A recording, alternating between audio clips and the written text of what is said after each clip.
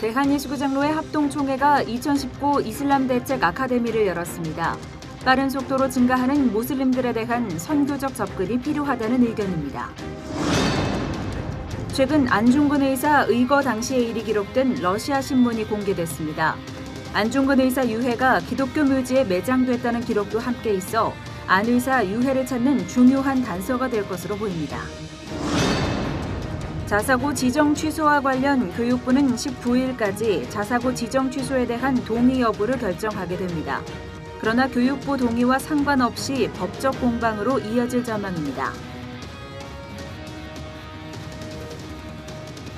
여러분 안녕하십니까? C채널 매거진 굿데이 첫 소식입니다. 대한예수교장로회 합동총회가 2019 이슬람 대책 아카데미를 열었습니다. 빠른 속도로 증가하는 무슬림들을 대상으로 선교적 접근이 필요하다는 점이 강조됐습니다. 김효정 기자가 보도합니다. 유해석 핌 국제선교회 대표는 전 세계 인구 76억 중 23%인 17억 5천만 명이 이슬람교도라고 말했습니다. 유 대표는 한국 내에서도 최근 급속도로 증가하고 있는 무슬림들을 위한 선교적 접근이 필요한 시기라며 한편으로는 경계하고 한편으로는 사랑하라는 개혁주의자들의 관점을 가져야 한다고 덧붙였습니다. 이슬람 교리를 경계해야 됩니다. 배워야 됩니다. 무식하면 당합니다. 그러나 무슬림들은 하나님의 피조물입니다. 그들도 복음을 듣고 싶어 합니다. 모슬림의 80%가 한 번도 복음을 들어본 적이 없습니다. 그래서 한편으로 경계해야 되지만 또 한편으로 그리스도의 사랑으로 다가가 복음을 전하라. 마르틴 루터의 대안에 나오는 이야기입니다. 시아파 무슬림으로 살다가 기독교로 개종한 후 무슬림을 대상으로 사역하고 있는 이란 출신 아즈베리 목사는 구체적인 선교 방법을 제시했습니다. 아즈베리 목사는 무슬림들은 성경을 변질된 성서라고 믿기 때문에 성경 속 예수님의 이야기나 예언들을 받아들이기 쉽지 않다고 말했습니다. 따라서 복음 전파 이전에 이슬람 경전인 꾸란의 불완전성을 깨닫게 하고 성경 속 하나님을 알게 하는 것이 우선이라고 강조했습니다. For example, if you say to someone, Lord Jesus Christ came to save us from hell, they say, where did you get that from? Then I say, from the Bible. And then say, oh, we don't believe in the Bible. Bible is not the word of God. So we got to go back and we got to always show that the Bible can be trusted. The Bible is the word of God. And that's one of the biggest problems. 2019 이슬람 대책 아카데미는 증가하는 무슬림들에 대한 선교적 대안을 마련하고자 대한예수교장로회 합동총회 이슬람 대책위원회 주관으로 마련됐습니다. 김성봉 한국성서대학교 초빙교수, 전호진 인도차이나 연구소 교수 등이 이슬람에 대한 종교개혁자들의 견해, 이슬람 원리주의와 지하드 등을 주제로 강의했습니다. 앞서 열린 개회예배에서 이성화 GMS 부이사장은 증가하는 이슬람과의 영적 전쟁은 공중 권세 잡은 자와의 싸움이라며 한국교회 공동체가 하나 되어 기도와 성령의 힘으로 다시 한번 일어날 수 있는 계기가 되길 바란다고 말했습니다. C채널 뉴스 김효정입니다. 대한예수교장로회 통합총회 재판국이 명성교회 위임 목사 청빙 재심에 대한 판결을 끝내 요구하고 다음 달로 미뤘습니다. 예장통합총회 재판국은 지난 16일 한국교회 100주년 기념관에서 서울 동남로의 명성교회 위임 목사 청빙 문제와 관련해 회의를 열었지만 결론을 내리지 못했습니다. 회의에서는 지난해 8월 7일 총회 재판국에서 명성교회 위임 목사 청빙은 유효하다는 판결과 지난해 9월 제103회 정기총회에서 재판국의 유효 판결을 보고받지 않은 사안의 적법성 등에 대해서 열띤 토론을 벌인 것으로 알려졌습니다. 이와 관련해 회의 중 재판국원 2명이 퇴장하는 등 재심 재판에 대한 합법성 여부를 놓고 결론을 내리기는 쉽지 않을 것으로 전망됩니다. 근본 회의에서 판결을 하겠다고 공언했던 재판국은 판결을 다음 달 5일로 연기했습니다. 오늘 결론을 못 내는 것은 진심으로 미안하게 생각합니다. 그런데 우리가 최선을 다해서 끝까지 여러 가지 사건을 놓고 심도 있게 여러 가지 의논했어요. 여기서 두 분이 또 나갔잖아요, 그죠? 네. 그래서 결론을 못 내리고요. 다음 달에 또 다시 이렇게 할 수 이렇게 좀 연기가 된 것 같아요. 대한예수교장로회 통합 104회 총회 목사와 장로 부총회장의 동신교회 신정호 목사와 영락교회 김순미 장로가 입후보했습니다. 목사, 장로, 부총회장에 각각 단독 후보로 등록한 두 후보는 공정한 선거를 단집하면서 서약서를 작성했습니다. 예장통합총회는 다음 달 12일 대구 내당교회를 시작으로 광주와 충남, 서울 등 5개 지역에서 부총회장 후보 소견 발표회를 진행할 예정입니다. 국제구호단체 세이브 더 칠드런이 지난 11일 미디어 전문 대행사 M허브와 1% 나눔 프로젝트 협약식을 갖고 국내외 취약계층 아동을 돕는 일에 힘을 모으기로 했습니다. 정태영 세이브 더 칠드런 사무총장은 협약식에서 M허브와 함께 가장 소외받는 마지막 한 아이까지 구할 수 있도록 노력하겠다고 밝혔습니다. 1% 나눔 프로젝트 협약에 따라 광고 대행사인 M허브에서 월 1억 원 이상의 롯데시네마 스크린 광고를 진행할 경우 1%의 금액을 세이브 더 칠드런에 기부하게 됩니다.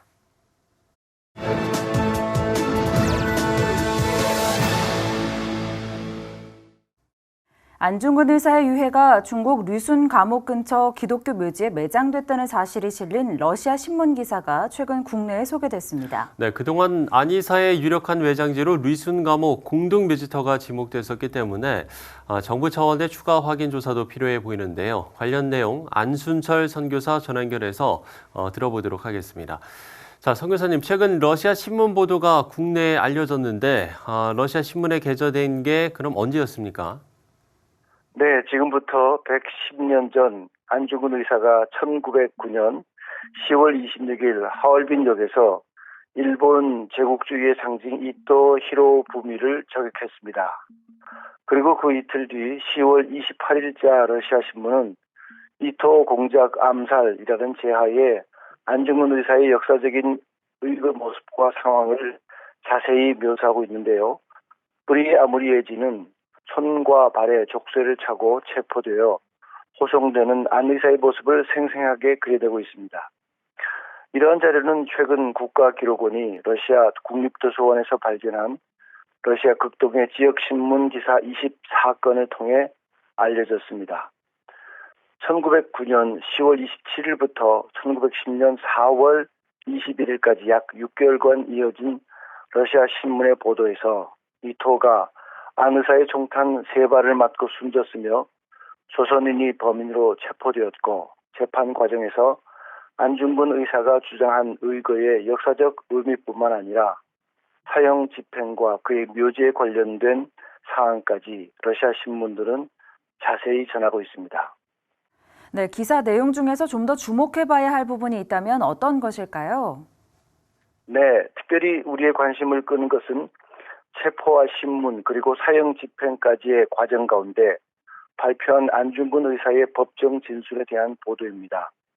러시아 신문 보도에 의하면 안 의사는 죽음을 두려워하지 않으며 조국 해방을 위한 선구자가 되겠다고 진술한 것으로 전해지고 있습니다.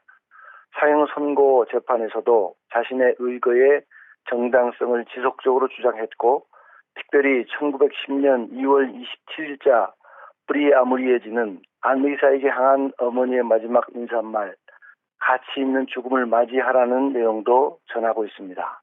이와 같은 러시아 신문의 보도 내용은 안 의사 자신의 행동에 대한 확신과 의연한 자세를 러시아인들이 높이 평가하고 있다는 것을 보여줍니다.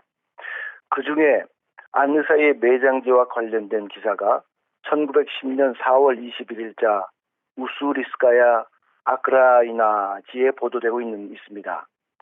즉 안중근 의사의 사형이 집행되었고 그 후 그의 관이 지역 기독교 묘지로 옮겨졌다는 것입니다.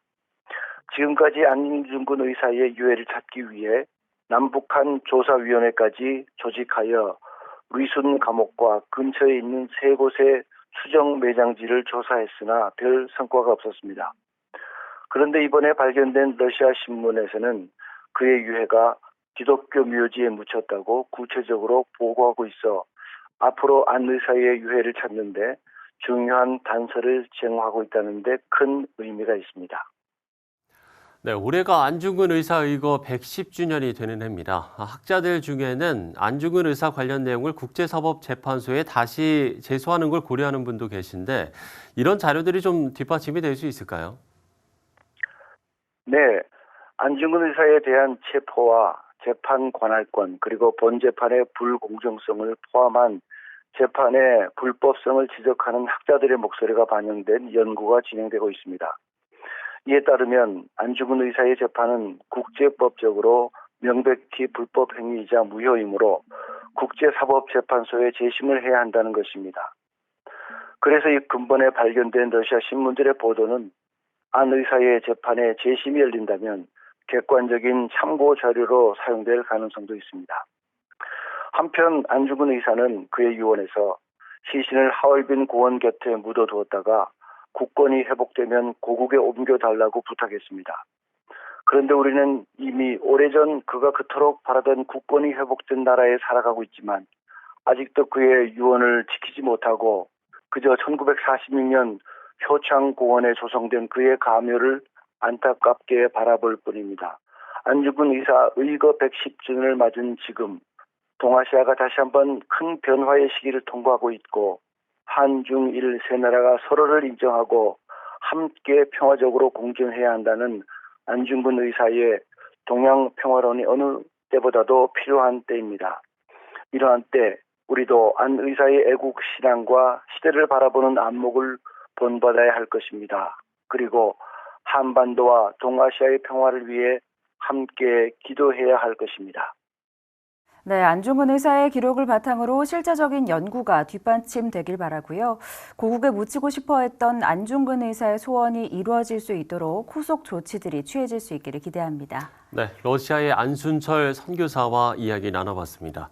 네, 100여 년 전 안중근 의사의 일도 기록으로 남았기에 그때의 상황을 추측할 수 있는데요. 성경이야말로 그 당시의 상황을 전해주는 결정적인 증거가 아닐 수 없습니다.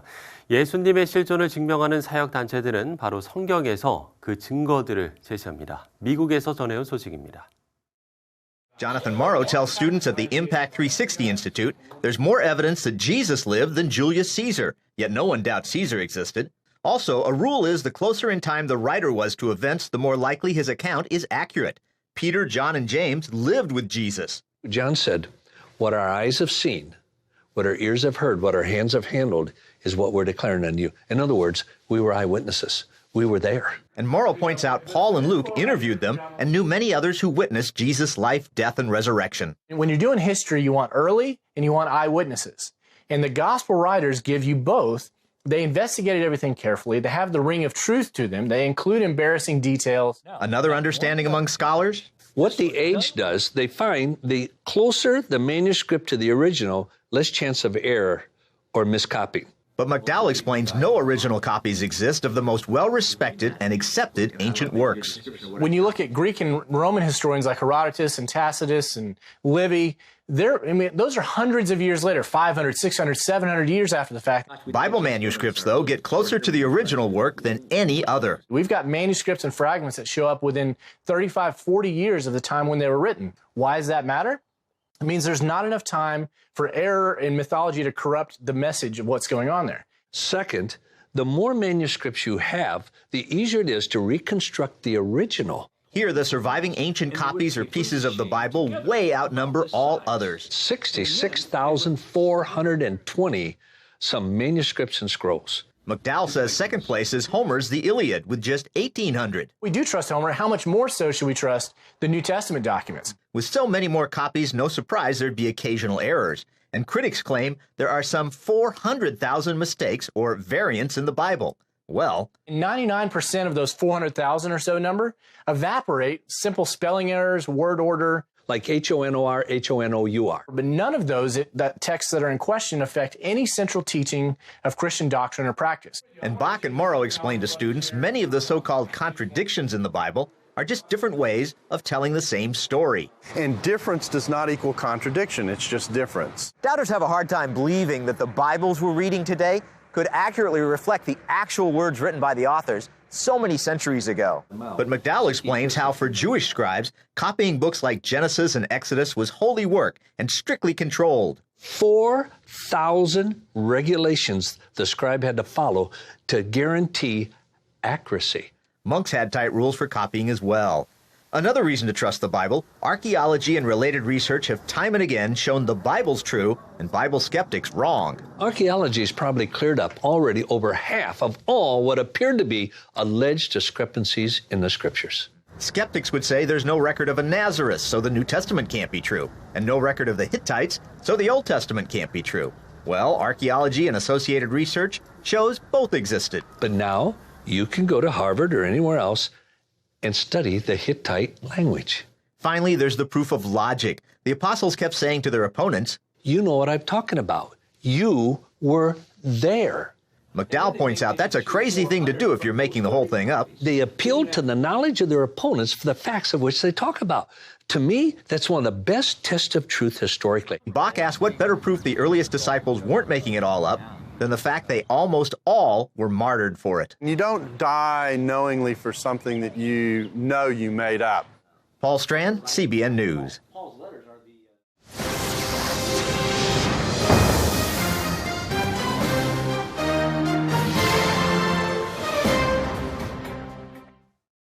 지난 9일 서울시 교육청은 서울시 내 자사고 13곳에 대한 평가 결과를 발표했습니다. 네, 그 후폭풍이 만만치가 않은데요. 서울 자사고연합회와 기독교학교연합회 회장을 맡고 있는 대광고등학교 김철경 교장 모시고 관련 이야기 나눠보도록 하겠습니다. 교장 선생님 안녕하십니까? 반갑습니다. 네, 안녕하십니까. 자, 대광고등학교도 저희가 자사고로 알고 있는데요. 내년에 평가를 받게 되신다고 들었습니다. 이번에 자사고 평가 좀 어떻게 좀 지켜보셨나요? 먼저 그 법령을 따져보면은 그 초등등 교육법 시행령 91조 3항에 이거 하면은 자율형 사립의 경우는 매 5년마다 학교 운영 성과 평가를 받게 되어져 있습니다. 네. 조금 거슬러 올라가면은 2002년도 김대중 정권 때 세워졌던 원조 자사고라고 하는 자립형 자사고가 있었고요. 예. 그다음에 자율형으로 해서 생겨진 학교가 2010년부터 출발했습니다. 네. 그래서 원조 자사고랑 2010년도에 출범한 자사고가 이번에 평가를 받게 되는 거고요. 저희 대광고등학교 같은 경우는 2011년도에 됐기 때문에 2015년도에 한번 평가를 받았고 네. 내년도에 그 외고와 같이 2020년에 평가를 받게 되어져 있습니다. 네. 예. 그러니까 평가는 당연히 법령에 따라서 이렇게 평가를 받는 게 맞는 것이고요. 이번 평가에서 문제가 된 거는 그 평가의 그 계획서를 작년 말에 그러니까 평가 기간이 2015년 3월 1일부터 2019년 2월 28일까지 4년간에 걸쳐서 평가를 하게 되어져 있는데 그 평가 계획을 2018년 12월 달에 받았다는 겁니다. 네. 그것이 그렇고 그러면 그 이전에 평가 잣대와는 조금 상이했기 때문에 네. 그걸로 인해서 현재 마찰이 일어나고 있는 겁니다. 예. 그러면 일단 대광고를 제외하고 현재 일단 자사고 취소 결정이 내려진 학교들은 그 취소 결정이 내려진 이후의 상황은 지금 그럼 어떻게 되고 있는 겁니까? 크게 보면은 서울에서 8개 학교, 예. 그다음에 안산 동산고등학교, 네. 전국형인 그 전주의 상산고등학교, 부산의 광역형, 부산과 동산고등학교 광역형이고 전국형은 이제 상산고등학교 하나인데 3개 학교를 제외놓고 그 시점이 좀 다릅니다. 저희 같은 경우는 좀 평가가 좀 늦어져가지고 평가 결과 발표가 좀 늦어졌어요. 그래서 서울형 자사고의 경우에 보면은 다음 주에 7월 22일, 23일, 24일, 3일에 걸쳐서 8개 학교가 청문 절차를 밟게 되어져 있습니다. 네. 그러면 청문 절차에 대한 서류를 막바로 아마 교육청에서는 교육부로 넘길 것이고 교육부에서는 최종적인 거는 교육부 장관이 하게 되어 있기 때문에 교육부 장관이 동의냐 부동의냐 이렇게 내려질 것입니다. 그래서 그 이후에 이제 저희가 결과를 보고서 어떻게 응할 것인가 하는 거는 이제 그다음 문제고요. 아마 상산이나 그다음에 부산 해운대나 안산 동산은 현재 청문 절차가 맞춰지고 그다음에 이제 교육부 장관이 동의냐 부동의냐 하는 그런 단계는 남겨놓고 있는 걸로 알고 있습니다. 네, 그렇군요. 그러면 청문회에서는 좀 어떤 내용들이 주로 다뤄지게 되는 건가요? 청문회에서는 주로 이제 저희들에게 소명할 수 있는 그런 기회를 주는 건데 일부 그 안산 동산고등학교 같은 경우에는 소명을 상세하게 조목조목 했음에도 불구하고 물론 거기 이제 변호사가 같이 가서 대리로 했었는데 교육청, 그러니까 이제 시도교육청이 되겠는데 교육청에서는 교육청 나름대로 잣대를 갖고서 일단 들은 것만 청문을 한 것만 돼 있고 그 이후에 뭐 어떤 번복이라든가 이런 거는 처음에 결과 발표할 때부터 청문회에서 어떤 결과가 뒤바뀔 일은 없다라고 했기 때문에 단순하게 그냥 어떤 그 요식 절차로서 청문은 듣고 그다음에 그거를 교육청에다가 어떤 넘기는 걸로 이렇게 알고 있습니다. 네, 입장을 좀 듣는 것에서 끝나는 좀 아쉬움이 있네요. 그 상산고 같은 경우는 교육감을 고소하기도 했고요. 앞으로 좀 자사고들의 줄 소송이 이어질 것이다 이런 전망도 나오는데 주로 어떤 부분에 대한 소송이 될까요? 앞서 말씀드린 대로 그 평가 계획을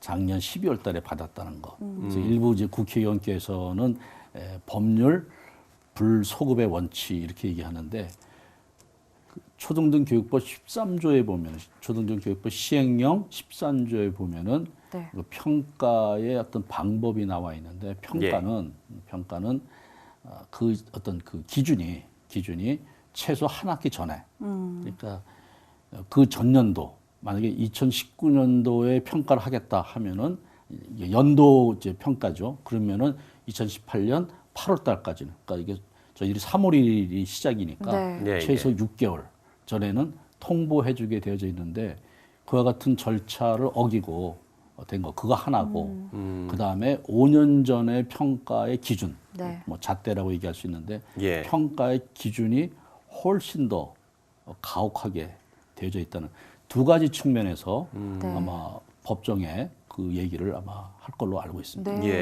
그러면 이 자사고 평가에서는 어떤 이제 영역들을 평가하게 되는 건가요? 그 크게 봐서 영역은 6개 영역으로 되어 있습니다. 학교 운영 영역이 배점이 한 30%가 되고요. 30점이고 그다음에 교과과정 운영이 30점, 그다음에 교원의 전문성이 5점, 그다음에 재정 및 시설의 여건이 15점, 그다음에 학교 구성원 그러면 이제 뭐 교사나 학생이나 학부모들의 그 만족도가 구성원들의 만족도가 8점, 그리고 교육청, 시도교육청 재량 평가로 해가지고 그것이 12점으로 되어 있습니다. 그렇게 해서 100점 만점인데 이번에 조금 나와 있는 거는 감사를 해서 그 감사 결과로 최대 마이너스 12점까지 감점을 할 수 있게 되어 있습니다. 그래서 그런 어떤 내용들로 저희들이 평가가 진행됐었습니다. 그러면 몇 점 미만일 경우에가 이제 취소 결정이 나는 건가요? 이제 그게 이제 조금 혼돈이 오는데요.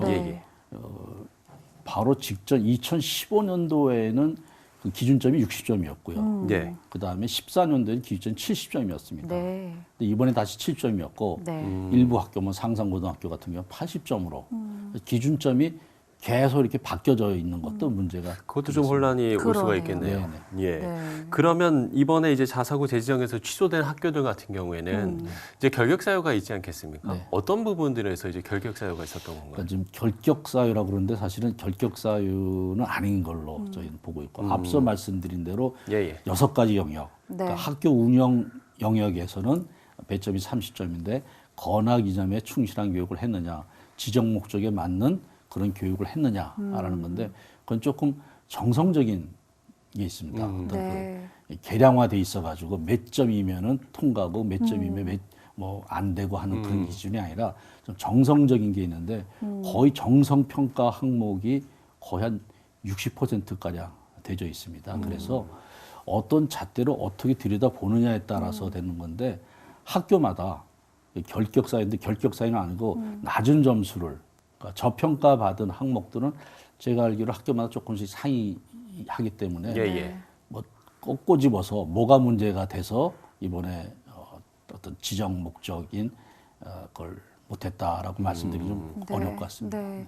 그 평가 기준에 대한 좀 아쉬움도 말씀을 해주셨는데 사실은 뭐 평가는 필요하겠습니다만은 그 평가의 목적이 더 좋은 교육이 가능하도록 하는 건 아니겠습니까?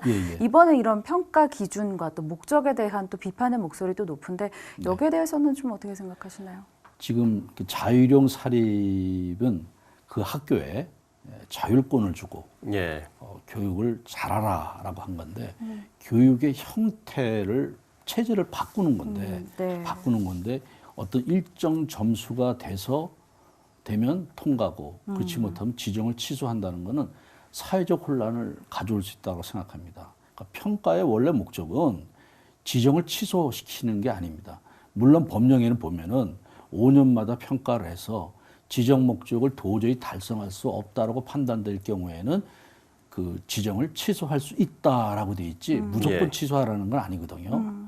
그래서 그 학교의 형태가 바뀜에 따라서 학교 구성원뿐만 아니라 사회적으로 이런 혼란을 가져오는 것은 바람직하지 않은 거고 평가의 원래 목적은 앞서 말씀하신 대로 더 잘 되게끔 지도하고 어떤 발전할 수 있도록 하는 그런 계기로 삼아줘야지 평가를 그걸 기준으로 해서 무조건 없애겠다 하는 거는 잘못된 겁니다. 조금 더 구체적으로 말씀드리면은 현 정부에서 2017년 11월 달에 발표를 했습니다. 교육부에서 발표를 했을 때 자사고는 적폐이기 때문에 그 국정과제 100대 국정과제 중에 하나로 자사고 폐지가 있는데 자사고 폐지 3단계 로드맵을 발표했습니다. 첫 번째가 뭐냐면 전기에서 후기로 돌리는 거. 그다음에 2단계가 평가를 통해서 자사고를 폐지시키겠다는 거. 그러고도 자사고가 폐지가 안 되면 3단계에서는 금고 법령 자체를 아예 없애버리겠다. 그러니까 이미 대놓고 현 정부에서는 자사고를 적폐로 단정하고 폐지하다 나가는 방향입니다. 그러면 당초에는 이 자사고 설립 취지가 있었을 거 아닙니까? 그때는 그러면 이 설립을 하려고 했던 그 설립 취지라고 해야 될까요? 이런 부분은 좀 어떤 내용이었어요? 그거는 그 평준화 교육으로 인해서 대한민국 고교 공교육 자체가 굉장히 황폐화됐습니다. 그래서 이것을 살리려면 어떻게 해야 되느냐. 그래서 다양한 교육을 해야 되겠다. 수월성 교육을 해야겠다. 학생들의 눈높이에 맞는 그런 다양한 교육을 해서 고교를 살리자는 그런 측면에서 고교 다양화 프로젝트의 일환으로서 자율형 사립이 생긴 겁니다. 그래서 그 학교에 조금 더 자율권을 주고 사실 우리 사학법에 보면은요. 사학은 자주성과 자율성을 지녀야 돼요. 근데 대부분의 학교가 뭐 거의 준공립화되어져 있는 그게 문제라서 처음에 그 지정을 해줄 때는 신청한 학교가 많이 없어가지고 독려를 했습니다. 정부에서 이걸 좀 해라. 그래서 너네 사학에 자율권을 주고 하겠다 했는데 지금 저희들은 그냥 흔한 얘기로 자율권이 없는 학교가 자사고 아닌가 이렇게 생각합니다. 또 현장에서 느끼시는 또 아쉬움이 많으실 것 같습니다. 사실 이 자율형 사립고가 그러니까 2010년 정도부터 시작이 됐고 그러면 이제 10년도 거의 오지 못한 그런 상황인데 뭐 정부에서는 자사고 폐지를 이야기하고 있습니다만은 어떻게 좀 평가하세요? 지난 10년을. 참 답답합니다. 그러니까 지금 대한민국 고교 교육이 큰 틀에서 발전을 해야 된다라고 생각을 합니다. 근데 일반고를 살려야 되는 것은 맞습니다. 근데 일반고를 살리기 위해서 자사고를 없애고 현재 교육 기관에서 말씀하시는 거는 교육당국에서 말씀하시는 거는 수직적 다양화가 되기 때문에 일반고에다가 수평적 다양화를 놓겠다 하는 건데 쉽게 말씀드리면은 과거에 뭐 예술고 뭐 이 어문학, 외고, 그러니까 자사고, 과학고, 특성화고 다 없애고 일반고 안에서 다양한 교육을 펼칠 테니까 자사고도 먼저 이 안으로 두라라 하는 건데 이게 10년 단위로 정권이 바뀔 때마다 이게 교육 체제가 흔들린다는 거는 정말 국가적인 손실입니다. 그래서 좀 더 원대한 그런 교육 계획에 이거해서 예. 가야 되고요. 고교 교육은 사실상 대한민국의 사회의 어떤 분위기, 그러니까 다시 말씀드리면 학벌, 네. 그러니까 대학 입시 제도가 바뀌지 않는 한 고교를 살리는 건 참 어렵습니다. 그래서 이 문제를 대한민국 전체 교육의 큰 틀에서 놓고 봐서 어떤 자사고를 어떻게 더 할 거냐 이렇게 논의해야지 무조건적으로 단순하게 자사고를 없애면 일반고가 산다. 그런 논리로 접근해서 자사고를 폐지하겠다 하는 것은 아니라고 생각합니다. 예. 네. 자, 그런가 하면 이제 사실 대광고 하면 이제 강희석 사태를 예. 떠올리시는 분들이 많으실 것 같습니다. 네. 2004년이었던가요? 예, 그렇습니다. 네, 그때로 기억을 하고 있는데 강희석 사태 이후 이제 종교 교육을 할 수 없게 됐었고 그래서 이제 채플이 중단이 됐다가 이제 자사고 지정 이후에 다시 이제 채플이 부활하게 된 거죠. 네네. 완전히 채플이 죽은 건 아니고요. 거의 그 2004년도에 강희석 사건이 생기면서 저희가 한 5년 동안 네. 소송에 말려 있었기 때문에 어떻게 보면은 상당히 위축되어져 있는 그런 상황에서 저희가 이 정상적인 채플이라기보다는 약간 열린 채플, 문화 채플로 저희가 바뀌고 그다음에 창의 체험 활동으로 창의 체험 활동 현재도 창의 체험 활동으로 이렇게 되어져 있습니다. 네. 근데 이제 그거는 학생이 배정돼서 왔느냐, 그렇지 않으면은 학생이 선택해서 왔느냐 하는 건데 우리나라의 종교의 자유가 있습니다. 그래서 종교 교육의 자유도 있고, 그다음에 종교 선택의 자유도 있다. 이 종교 교육의 자유와 종교 선택의 자유가 충돌이 일어나는 것이 강희석 사건이라고 요약할 수가 있습니다. 네. 근데 대법원에서 판결하기는 공적 영역인 교육, 학교에서는 종교 교육의 자유보다는 종교 선택의 자유가 더 크다라고 네. 해서 판결이 나서 저희 학교가 패소를 했죠. 네. 그리고 나서 야 이거 제대로 좀 교육을 하려고 그러면 어떤 저희가 자율성을 좀 받아야 되겠다 예. 해서 이제 저희들이 선택한 것이 자유형 사립 고등학교를 선택하게 된 것입니다. 네. 그러셨군요. 우리 교장 선생님께서는 기독교학교연합회 회장으로도 섬기고 계신데요. 현재 가입된 학교가 몇 곳이나 되고 그중에 기독교 학교는 또 몇 개나 되는지도 궁금한데요. 그 기독교학교 연합회는 주로 장로교에서 설립된 학교, 네. 선교사가 세운 학교도 있고 일제 때 세운 학교도 있고 저희가 해방 이후에 광복 이후에 세워진 학교도 있고 다양합니다. 현재 소속 학교는 초중고 129개고요. 자사고는 4개 학교가 회원사로 되어져 있습니다. 네. 저희 서울의 대광고등학교, 신일고등학교, 대구의 개성고등학교, 안산 동산고등학교 4개 학교가 저희 회원사 학교입니다. 자사고로서는. 예. 어찌됐든 뭐 말씀을 해주셨지만 정말 기독사학의 정체성을 지키기 위해서 자사고를 선택하는 학교들도 있는 상황인데 현재 지금 이런 상황이 기독교 자사고뿐만 아니라 또 일반 자사고에도 영향을 끼치지 않을까 이런 좀 우려를 하는 부분들이 있는 것 같습니다. 앞으로의 좀 어떤 대비, 좀 어떤 계획이 있다면 좀 어떤 것들이 좀 필요하다고 보십니까? 지금 헌법의 기본 정신에 지금 잠깐 위배가 되는데 학생들이 학교를 선택할 수 있는 그런 기회를 잃어버리게 되는 것이고 사학 중에서 또 기독교 학교의 경우에는 더더욱 건학 이념에 맞는 교육을 하려고 하면은 뭐 배정을 받은 학생들이 왔을 경우에 그 마찰이 일어나게 됩니다. 그래서 그걸 피하기 위해서 저희가 회피제도라는 것도 좀 해달라 해서 일부 적용은 되고 있는 걸로 알고 있습니다. 학교 학생들을 배정할 때요. 그러함에도 불구하고 한 40%가량은 거의 강제 배정이 됩니다. 본인의 의사랑 관계없이.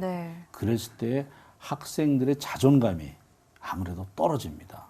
그리고 그러다 보니까 학교가 어떤 학교 전체적인 분위기가 좀 다운되고 그래서 이 기독교 학교가 건학 이념에 충실한 교육을 하려고 하면 원래 사학법에서 명기된 대로 사학은 자주성과 자율성을 100% 부여받아야 됩니다. 예. 그러기 위해서는 현재 자사고들이 어떤 일반고로 돌아가서는 그것이 어렵기 때문에 네. 그 상당히 이제 고민을 하고 있습니다. 그래서 기독교 학교가 어떤 그 많이 위축이 되고 하지 않을까. 그다음에 우리 전체 자사고도 네. 전체 자사고도 지금 상당히 어려운 여건 속에서 있습니다. 상당히 교육이 어려운 그런 상황일 때 우리나라 대한민국 전체 특히 우리 교단 측에서 교회 측에서 좀 더 많은 관심을 가져주시고 기도를 가져주시고 애정 어린 충고도 해주셔야 되는데 요즘에는 각각 지교회들이 교회 문제로 더 힘들어하고 하면서 사실상 큰 황금어장이나 마찬가지인데 군선교는 좀 관심을 갖는데 학원 선교에 대해서는 많은 관심을 갖질 않아요. 네. 그래서 한 개 학교에 대해서 최소한 한 개 노회든지 교단이든지 해서 그 집중적으로 기독교 학교를 좀 지원해주는 그런 시스템이 네. 절실하다고 생각을 합니다. 네, 교회에 대한 관심도 좀 부탁을 요청을 하셨는데요. 사실 이 교육이라는 것이 미래 인재를 양성하는 것이고 그렇기 때문에 어떤 결정이든 좀 무엇이든 좀 멀리 내다보고 우리가 나아가야 하지 그렇습니다. 않을까라는 그런 생각을 해봅니다. 그렇습니다. 오늘 대광고등학교 김철경 교장 선생님과 이야기 나눠봤습니다. 오늘 말씀 고맙습니다. 감사합니다. 네, 감사합니다.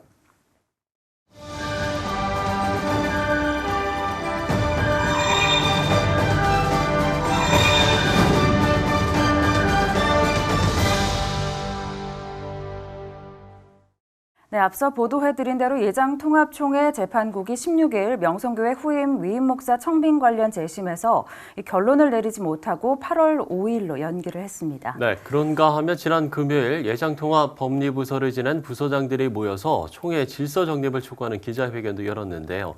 예장통합 전 법리부서 모임 대표 주명수 목사 모시고 관련 이야기들 나눠보도록 하겠습니다. 목사님 어서 오십시오. 네.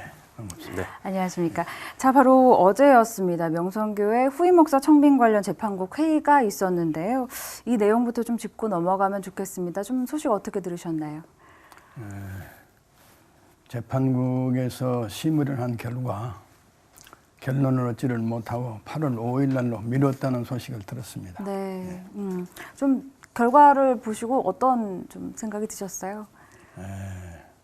이 문제가 상당히 좀 복잡하고 어지럽습니다. 네. 그래서 법적으로 이걸 좀 더 세밀하게 이걸 좀 다뤄야 되겠고요. 또 올바른 질서를 쫓아서 결말을 지어야 되겠다는 그런 생각에서 아마도 8월 5일로 그렇게 미룬 것 같습니다. 예. 그렇군요. 앞서 말씀드린 대로 지난 금요일에 기자회견을 여섰는데 이렇게 입장을 밝히신 게 처음으로 알고 있습니다. 어떤 분들이 함께 하셨고 또 어떤 이유에서 이번 기자회견을 하신 건가요? 우리 전 법리부서장들이 대전에서 몇몇이 모아가지고 총회의를 좀 걱정하는 얘기를 좀 했었습니다. 그 내용을 어떻게 들으셨는지 은퇴한 분들이 뭘 모아가지고 뭘 아는 체 아느냐는 그런 평가를 받았어요. 그래서 아무래도 이건 그대로 덮을 수는 없는 것이고 그 본질을 가려가지고 변론을 하는 것이 좋겠다 생각을 해가지고 우리가 결의를 하고 그날 모임을 갖게 되었던 것입니다. 그 기자회견에서 다뤄진 내용들을 좀 보니까 후임 목회자 청빙과 관련해서 이 총회가 헌법을 기준으로 운영되고 있지 않기 때문에 이렇게 기자회견을 하고 있다 이렇게 말씀을 하셨어요. 이 부분에 대해서도 좀 설명을 해주시죠. 근본적으로는 98회 총회 때 2013년이었습니다만은 그때 우리 총회에 그 대물림 방지법이라고 하는 것을 제안한 노회가 있었습니다. 그래서 이 문제를 가지고 의논을 했었는데 사실은 대물림 방지법이라고 하는 이건 상당히 좀 심각한 문제성을 지니고 있는 법이었습니다. 그래서 만약에 우리 총회에서 만약에 이 대물림 금지 방지법이라고 하는 그 규정을 별도로 규정을 만들어내게 되어지면은 우리 총회는 말하자면은 자치권을 부여하고 자치권을 최고로 존중하는 것이 우리 장로교단에 있어서의 특징입니다. 그런데 만약의 경우에 어떤 특정한 법에 대해서 어떤 규제 장치를 가한다고 하면은 당회와 교회의 후임자 결정에 관한 고유 권한을 총회가 빼앗아가는 결과를 가지고 올 수가 있습니다. 그렇기 때문에 이것은 좀 신중을 기해야 된다.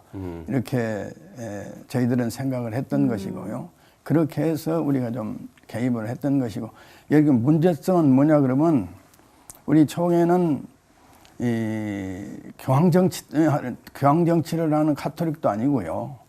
또는 감독정치를 하는 감리교회도 아니고 어디까지나 교회의 자치권을 옹호하고 또 세워주는 그 장로교회입니다.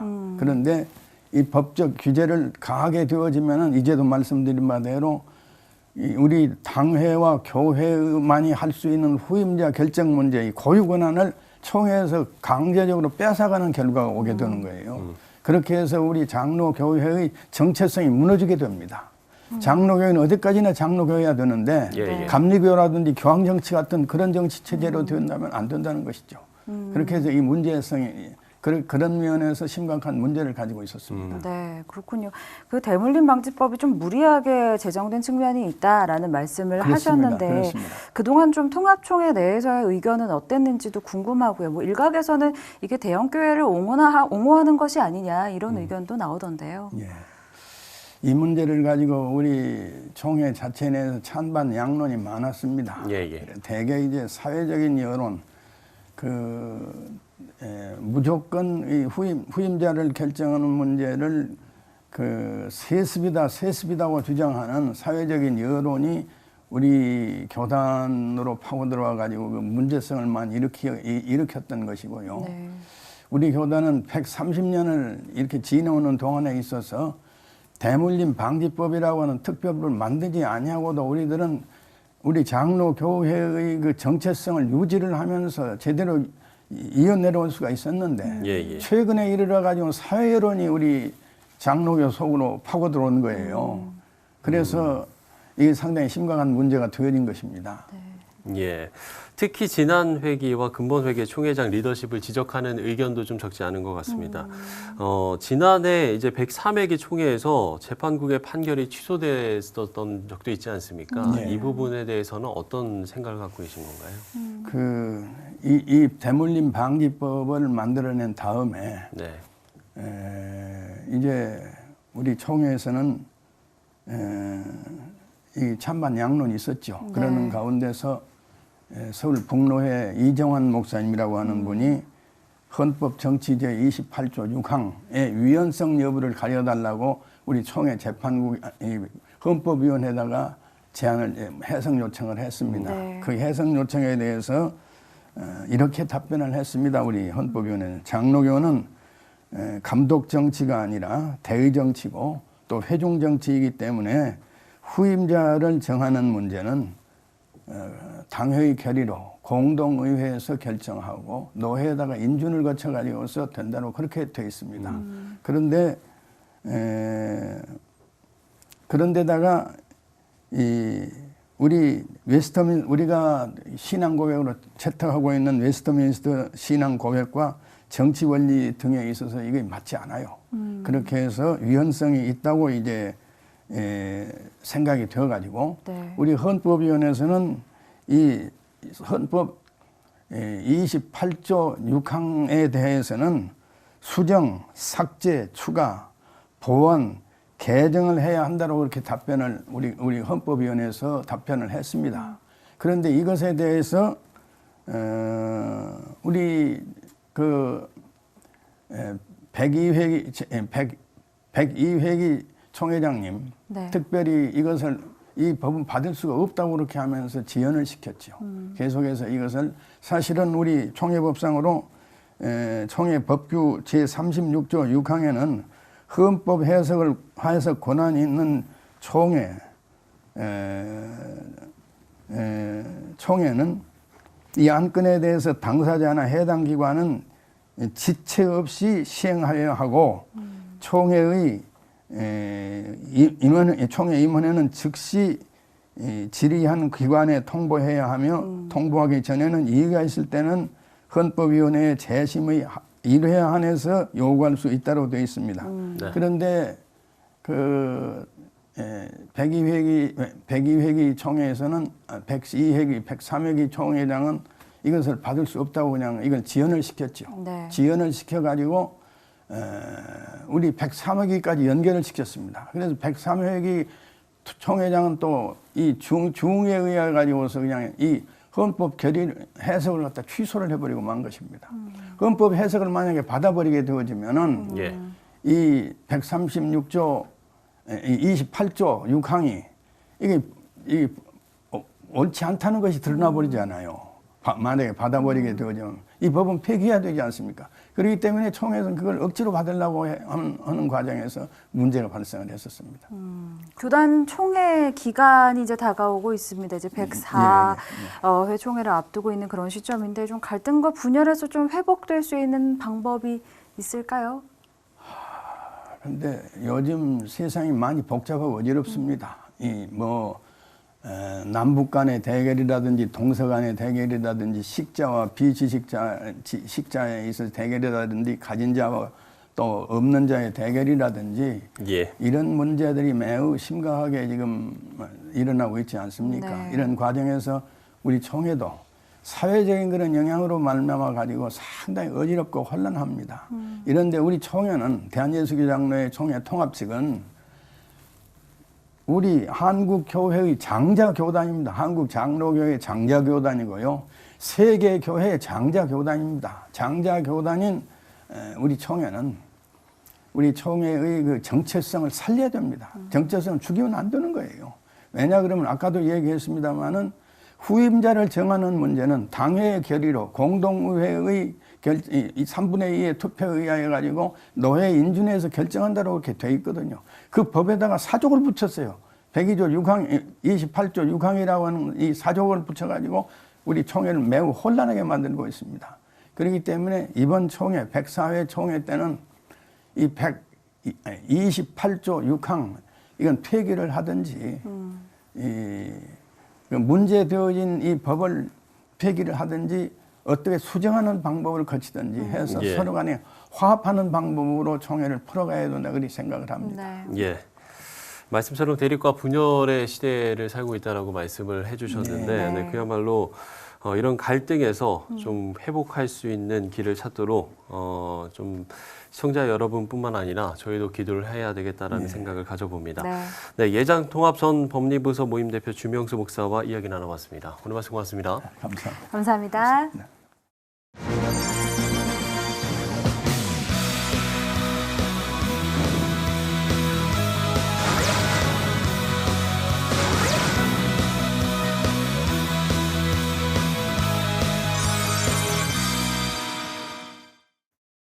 네, 어제부터 직장 내 괴롭힘 금지법이 시행됐습니다. 괴롭힘의 기준을 놓고 의견이 분분한데요. 네, 법은 해석의 차이라고는 하지만 그것보다 왜 이런 법이 만들어졌는지에 대해 생각한다면 괴롭힘의 기준부터 문제 삼는 건 순서는 아닐 겁니다. 네, 동료애를 가질 수 있는 직장 문화, 이제는 너무 요원한 얘기일까요? 네, 시차를 매거진 굿데이 오늘 순서는 여기까지입니다. 시청해주신 여러분 고맙습니다.